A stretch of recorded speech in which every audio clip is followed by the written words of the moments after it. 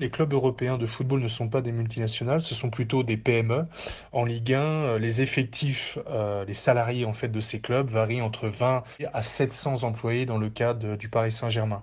On ne parle pas de multinationales comme mes derniers clients par exemple à la Liga, Unilever 160 000 salariés à travers le monde ou Budweiser 250 000 salariés à travers le monde. Le seul cas où on pourrait parler d'une multinationale, c'est peut-être le cas de City Football Group qui a été développé via en fait la puissance financière d'un État qui s'appelle Abu Dhabi, qui a permis en fait de mutualiser les compétences à la fois marketing et sportives, c'est-à-dire la compétence football, autour en fait d'un conglomérat de clubs. C'est parti au départ d'un club qui s'appelle Manchester City, qui fait partie de la meilleure ligue au monde en termes économiques, c'est-à-dire la première ligue, et ensuite elle s'est rapidement développée en créant New York City, puis Melbourne City, puis en rachetant un club à Yokohama au Japon, puis un club en Chine, puis un club en Uruguay, puis un club à la Liga qui s'appelle Gijón et plus récemment le club de Mumbai FC. Dans ce cas-là, on ne parle pas d'une multinationale, mais on parle vraiment d'une vision vraiment globale qui permet en fait à des acteurs ou des fonds d'investissement du type Silver Lake, des fonds d'investissement américains, de s'intéresser à l'activité football comme une industrie pardon, globale. Alors en fait, les clubs européens, ils ont déjà fait le pari des GAFA, puisque des clubs comme le Barça ou le Real Madrid a déjà optimisé les plateformes Facebook, Instagram ou Twitter, en ayant plus de 100 millions de fans ou de followers à travers le monde. Donc ça, c'était au départ, depuis 10 ans, vraiment une stratégie marketing ou à vocation de sponsoring. Ensuite, ce qu'ils ont fait, c'est qu'ils se sont rapprochés évidemment des Amazon, des Alibaba ou des eBay pour optimiser leurs revenus à la fois ticketing et merchandising. Ce qui est vraiment intéressant avec les GAFA, c'est que les GAFA sont maintenant dans une approche hyper concurrentielle sur l'aspect des contenus. Pour avoir l'hégémonie en fait des consommateurs d'Internet à travers le monde, ils ont bien compris que le football européen avait une grosse audience au niveau international et ils sont prêts aujourd'hui à rentrer dans les appels d'offres des droits audiovisuels de football que nous connaissions pour faire la concurrence en fait à des chaînes de télé payantes classiques ou même des acteurs télécoms. Maintenant, l'approche,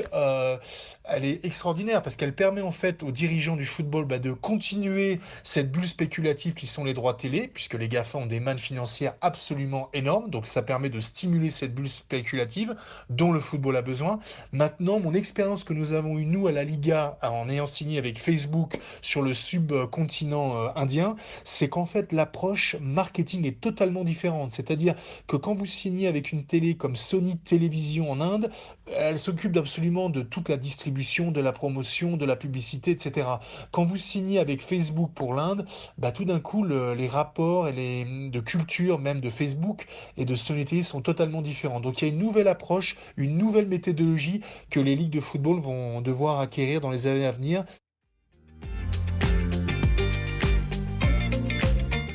Alors souvent, le grand public en Europe et en France particulièrement a une vision un peu biaisée de l'importance stratégique des pays du Golfe pour l'industrie du football mondial, puisqu'ils représentent en fait des revenus mais absolument conséquents, au-delà même de l'acquisition de Paris Saint-Germain ou de Manchester City. En fait, depuis 20 ans, ces Émirats, qui sont Dubaï, Abu Dhabi, le Qatar et de plus en plus l'Arabie Saoudite, se créent une sorte de compétition et ils utilisent le football qui est en fait très universel pour être un vecteur de communication. La première marque en fait qui a compris ça, c'était la marque de Dubaï, Emirates, qui a été un très très gros sponsor des plus gros clubs européens vraiment à travers le monde, c'est-à-dire le Paris Saint-Germain, le Real de Madrid, Arsenal, mais avant ça le Chelsea et également le Milan AC ou même Lisbonne. Mais l'État en fait qui a vraiment été prépondérant, c'est l'État du Qatar qui a décidé en fait que le sport serait un levier diplomatique pour ce tout jeune État. Et en fait, ils ont créé il y a 20 ans une société qui s'appelait Al Jazeera Sport, que nous connaissons aujourd'hui sous le label de beIN Sport, qui aujourd'hui même investit des milliards de dollars en termes de droits télé au niveau sportif et particulièrement au niveau du football. Donc, quand on voit aujourd'hui les enjeux un peu de l'actualité en fait du Moyen-Orient, on doit se rendre compte que si demain le Qatar décidait d'arrêter en fait ou de freiner ses investissements vers le football européen, on aurait là un vrai problème en termes de financement des ligues européennes et donc des clubs. Alors en fait, le football d'ici 2030, ce qui va changer normalement, c'est l'apport technologique. La technologie, en fait, elle rabat un peu toutes les cartes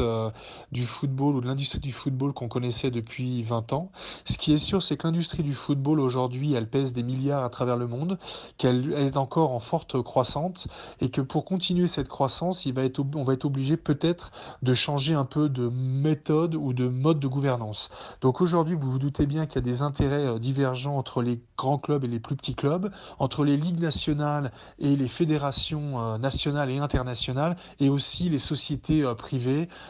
qui viennent souvent des États-Unis. L'idée même, en fait, c'est qu'on pense qu'il y a sans doute un besoin, ou il va y avoir un besoin en termes de contenu, de créer une compétition supra-européenne qui va en fait réunir les 30 ou les 40 meilleurs clubs d'Europe pour un peu calquer ce qui se fait déjà au niveau des États fédéraux des États-Unis à travers la NFL, la NBA ou même la MLS. Donc ça, ce sont des enjeux importants puisque en fait, ça va en fait créer un nouveau système de pensée et surtout une nouvelle manière d'aborder le football non plus comme une compétition mais comme un objet d'entertainment. Et là est l'enjeu, c'est de savoir est-ce que dans cette croisée des chemins, le football européen va continuer à avoir son modèle traditionnel, c'est-à-dire purement de compétition et de méritocratie, ou non, il va s'orienter vers un modèle de plus en plus commercial, vu les milliards et les enjeux commerciaux derrière, et avoir une approche beaucoup plus pragmatique de ligues quasiment fermées, un peu à l'image de ce qui se fait aux États-Unis.